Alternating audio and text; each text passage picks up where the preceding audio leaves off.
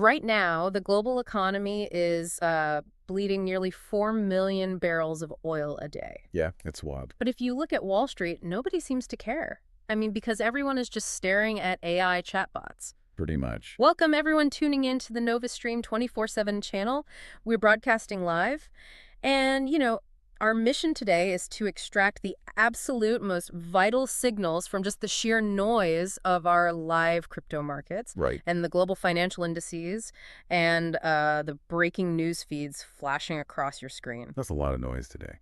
There really is. I mean, looking at the digital backdrop behind you right now, the dynamic sparkline charts for BTC, ETH, SOL, and the S&P 500, they're all glowing green. Yeah, completely green. Which is completely at odds with the rather intense breaking news ticker rolling below us. It's a stark contrast. For real. So welcome to our highlights of the day. We have a wild, highly interconnected narrative thread to unravel for you all today. We really do. We're looking at how a multi-billion-dollar tech pivot is directly colliding with global diplomacy, plus a phantom crisis lurking in the global oil market. Which is huge. Yeah, and a historic shakeup at the Federal Reserve. It is great to be here with you all. And, looking at these charts behind me, the overarching theme of the sources today is just a profound, almost dangerous disconnect. Yeah. I mean, we are seeing these booming, euphoric digital markets driven largely by the artificial intelligence rush, obviously. Right, of course. But they're operating in a completely different reality from the increasingly fragile physical realities of energy supply chains and domestic inflation. Like two different worlds. It really is. The financial world is essentially pricing in this, digital utopia, while the physical foundation is showing severe stress fractures. Okay, let's unpack this, starting with the sheer structural shift happening in the corporate world to chase this AI euphoria. Right. Like the big headline crossing the ticker right now, Cisco's stock is surging to record territory. Yeah, hitting all-time highs. But the mechanism behind that surge is just fascinating. I mean, they got there by announcing up to $1 billion in restructuring charges. Which is massive. It is, and that includes laying off around 4,000 people, so just under 5% of their workforce. Yeah. And they're doing this to pivot that capital directly into AI investments. Right. It feels a bit like tearing down a perfectly good functioning garage just so you can afford to build a server room. That's a great way to put it. And, they aren't an outlier here. No. Not at all. The amount of capital sloshing around is staggering. But it's not just going into research and development. It's flowing directly into Washington, D.C. Oh, the lobbying side. Yeah, it is a massive K Street gold rush right now. Mm-hmm. We're seeing Silicon Valley's major AI players executing an influence campaign on a scale that, honestly, it rivals the defense contractors of the Cold War era. Wow, really? Yeah, I mean, OpenAI is literally setting up shop inside the historic Gallup building. They're planting their flag right in the heart of the Capitol. That's a huge statement. It is. And Yeah. Anthropic is hiring these highly specialized veteran K Street lobbyists. Right. They are deploying vast amounts of capital to get in front of federal lawmakers because, well, the regulatory window is closing fast. And the specific catalyst forcing that window shut is that pending White House executive order, right? The one on mandatory AI model testing. Yep, that's the one. But looking at the sources, this urgency skyrocketed specifically because of Anthropic's new Mythos model. Oh, Mythos, see. The documentation notes that Mythos is so incredibly capable at detecting software bugs that it immediately sparked severe cybersecurity concerns. Right, because it's almost too good. Yeah. The fear is that if it can find vulnerabilities this easily, well, bad actors can use it to exploit them just as fast. Absolutely. But wait, I have to push back here. If these models like Mythos are creating legitimate, severe cybersecurity risks, isn't Silicon Valley lobbying in D.C. a bit like, the fox offering to build the hen house? That's a very fair point. Like, why would lawmakers hand the pen to the very companies creating the threat? Well, what's fascinating here is the dual strategy these companies are deploying to answer that very concern. Okay. They are leaning heavily into the geopolitical angle. The pitch to Washington is essentially, yes, this technology is dangerous, which is why American companies must control it. Not foreign adversaries. Precisely. They want to secure U.S. global dominance in AI, which perfectly aligns with the Pentagon's national security interests. That makes sense. But simultaneously, their domestic goal is to block aggressive state-level regulations. Right. They don't want a patchwork of laws. No, they are terrified of a fragmented map where, say, California has one set of AI laws, Texas has another, and New York has a third. Compliance would be an absolute nightmare. Exactly. They want one unified set of federal rules, and they are leveraging that national security argument to ensure they are the ones writing those rules. And their lobbying strategy is bizarrely comprehensive, too. Like, the sources outline that they aren't just taking senators to expensive steakhouses. Far from it. They're hosting training sessions for high schoolers, teaching older adults how to use AI, and actively courting incoming Trump administration officials. Because they understand that true lobbying isn't just about passing a single bill. Right. It's about building institutional bedrock. If you ingratiate yourself with the youth, the elderly demographic, and the incoming administration all at once, you become an indispensable utility. Rather than a suspicious tech firm. Right. You just weave yourself into the fabric of the economy. Which brings us to a massive logistical hurdle. You can't weave yourself into the global economy or dominate AI with just software rules alone. No, you need the hardware. You need the physical hardware to run these models. You need the chips. Right. And securing the market for those chips requires navigating international geopolitics at the absolute highest level. And here's where it gets really interesting. Oh, this part is wild. Our sources confirm that NVIDIA CEO Jensen Huang secured the very last seat on Air Force One alongside President Trump for a high-stakes trip to Beijing in May 2026. Yeah, and the market reaction was instant. Oh, yeah. NVIDIA stock jumped 2% just on the news of the passenger manifest. It is a remarkable moment of corporate statecraft. I mean, Huang isn't going as a tourist. Definitely not. His primary goal on that trip is to convince the administration to ease U.S. export restrictions. So NVIDIA can sell their high-performance AI chips. Right, specifically the H200 directly to Chinese tech firms. Right. And the tension here is profound. On one side, you have the U.S. national security apparatus trying to choke off a geopolitical rival's access to cutting-edge technology. Sure. On the other side, you have a corporate juggernaut arguing that this exact strategy will ultimately destroy American tech dominance. I mean, it is just wild to picture a tech CEO acting as a shadow diplomat at 30,000 feet, actively trying to negotiate foreign policy. It really is. And Wang has been incredibly blunt about this, hasn't he? Like, he calls the strategy of restricting chip sales a loser attitude. He does, yeah. Yeah. His argument is that if you lock China out of buying American chips, you don't magically stop them from developing AI. Right, you just force them to build their own. Yeah, their own indigenous AI supply chain from scratch. And once they successfully do that, the U.S. is permanently locked out of a massive, lucrative market. That is the core of his thesis. The underlying mechanism of NVIDIA's success, and really all of Silicon Valley's hardware success, relies on the sheer volume of revenue generated by the Chinese market. They need that cash. They need those massive sales figures to fund the next generation of multi-billion-dollar research and development back in the United States. Oh, wow. Okay. If NVIDIA loses the Chinese market, they lose the capital engine that keeps the U.S. years ahead of everyone else. Right. So Huang is on that plane trying to explain to the administration that to protect American national security in the long run, they have to allow American companies to dominate the global market today. Even if that means selling to rivals. Right. He is trying to thread a nearly impossible diplomatic needle. But, you know, Huang is just one passenger on that plane. And frankly, he is a bit of a sideshow to the main event. Oh, absolutely. President Trump's actual summit with President Xi Jinping has a much heavier, much more volatile agenda hanging over the global financial indices. The stakes are incredibly high. The entire market is watching this summit for a breakthrough in the U.S.-Iran conflict, specifically regarding the shipping disruptions and the potential reopening of the Strait of Hormuz. Right.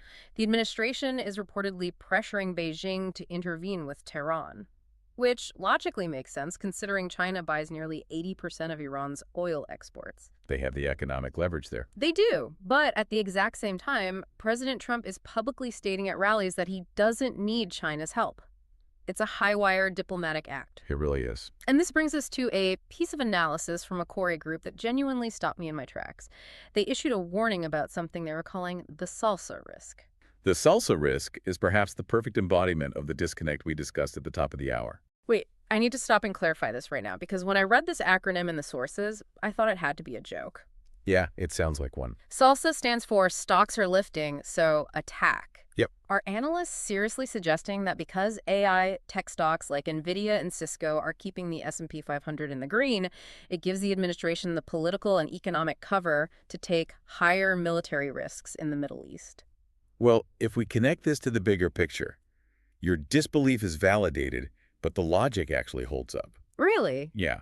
The theory is that robust, booming equities create a powerful veneer of economic invulnerability. Oh, I see. If the average voter's 401k is up because tech stocks are soaring, the public and the financial markets might be far more tolerant of geopolitical friction. Because everyone feels rich. Right. A booming market absorbs bad news better. But this is where the acute danger lies. The financial markets are currently masking profound geopolitical vulnerability. If the summit in Beijing fails to secure a de-escalation in the Strait of Hormuz, or if it exposes deeper structural rifts over Iran or Taiwan, that salsa cover just evaporates overnight. Wow. The tech euphoria won't be able to hold the market up, and we could see a massive cascading risk-off market event where investors just pull capital across the board. And if that risk-off event triggers, it is going to crash headfirst into an energy market that is already secretly bleeding out. Big time. While institutional investors are too busy staring at their AI stock portfolios to even notice. They're completely distracted. Let's look at the actual numbers coming out of the Strait of Hormuz because they are staggering. Over the past 75 days, driven entirely by these shipping disruptions, the world has lost nearly 1 billion barrels in oil supply.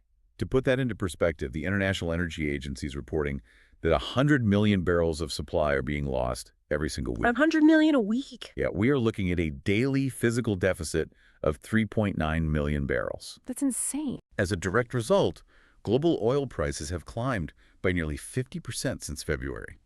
And yet, if you look at the broad financial markets, there is no panic. There's barely any friction at all. Right. It is the ultimate disconnect. It's like driving down the highway at 90 miles an hour, totally mesmerized by your shiny new AI-powered dashboard. Good analogy. Just completely ignoring the fact that the gas tank has a massive gaping hole in it.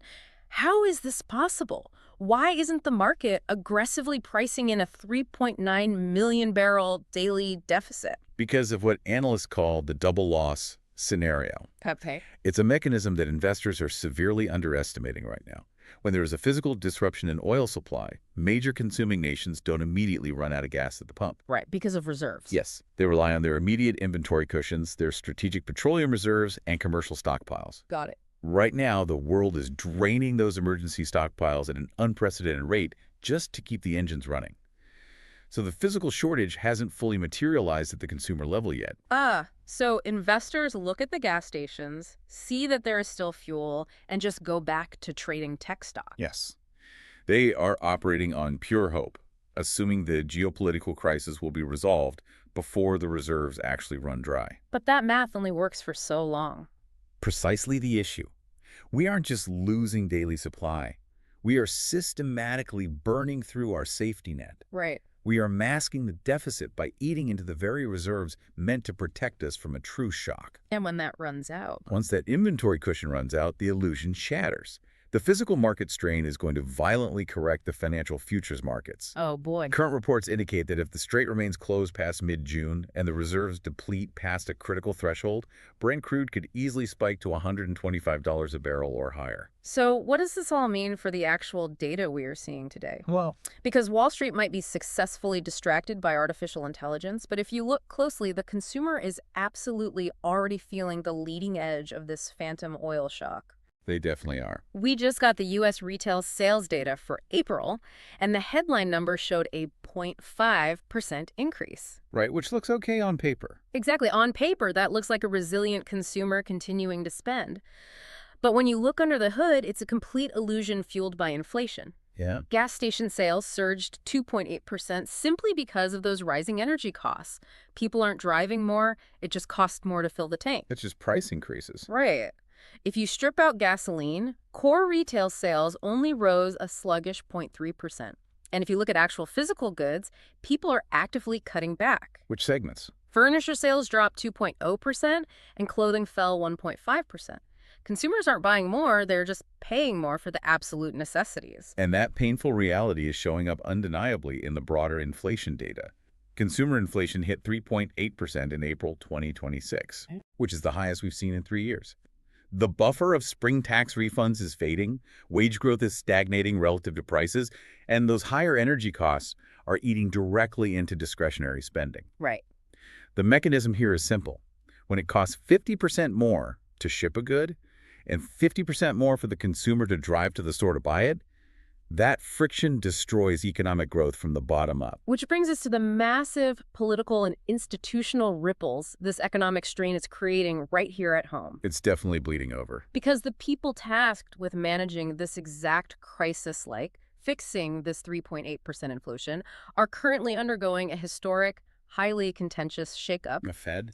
Yeah, the U.S. Senate just confirmed Kevin Warsh as the next Federal Reserve Chair in a 54-45 vote. Which is incredibly tight. That is the narrowest confirmation margin for a Fed chair in modern history. The vote was intensely partisan, almost entirely along party lines, with Senator John Fetterman being the sole Democrat to cross the aisle and vote in favor. It is a deeply complex transition at the absolute worst time for institutional instability. Seriously.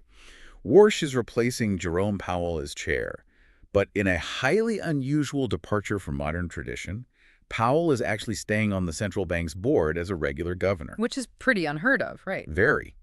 Analysts view Powell's decision to stay as a direct, calculated effort to protect the institution's autonomy. Okay. He wants to act as an internal counterweight to the new administration, because Warsh himself has been very vocal about wanting a regime shift in how the Fed operates. Right. He wants to shrink the central bank's massive balance sheet. Yes. But more importantly, he wants to drastically reduce their reliance on forward guidance. Which is a huge deal for the markets. For those of you tracking the bond markets on the stream, less forward guidance is a massive shift.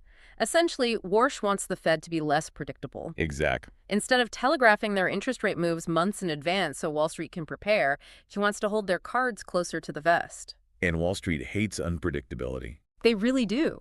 And if the Fed stops holding their hand, the markets have to price in significantly higher volatility. And that proposed unpredictability is what made his confirmation so fiercely debated. Right.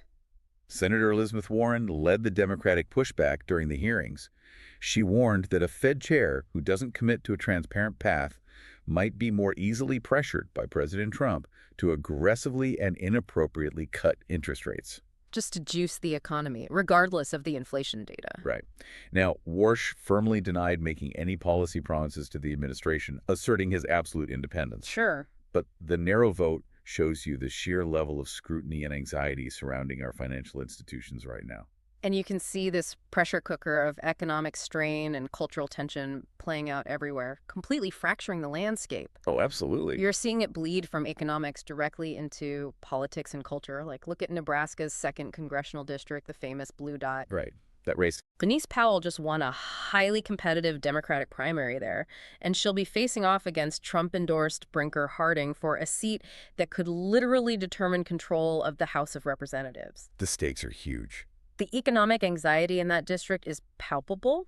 Or, look at higher education. At NYU, student leaders heavily protested their commencement speaker, the social psychologist Jonathan Haidt. Oh, right. I saw that. Yeah, they objected to his criticisms of university DEI initiatives and his labeling of their generation as coddled.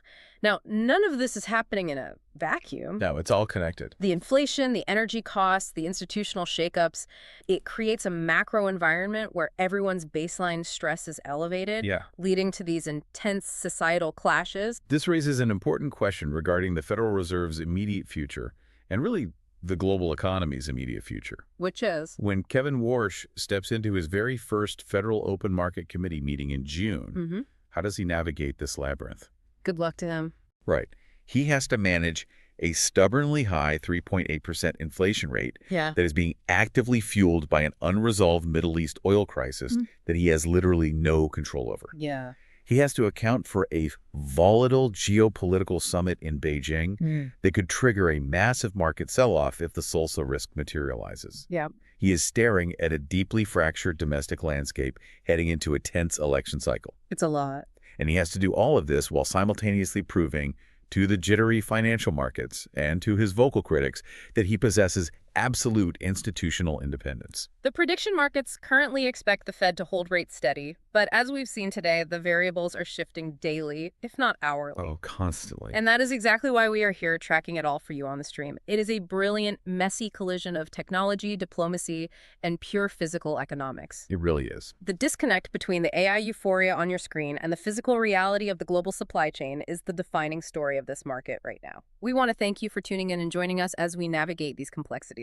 I want to leave you with one final thought to ponder as you watch those tickers roll. Go for it. We've talked extensively today about how the brilliance of the AI stock boom is successfully distracting global markets from a billion-barrel oil deficit. Right. But consider the physical requirements of that digital boom.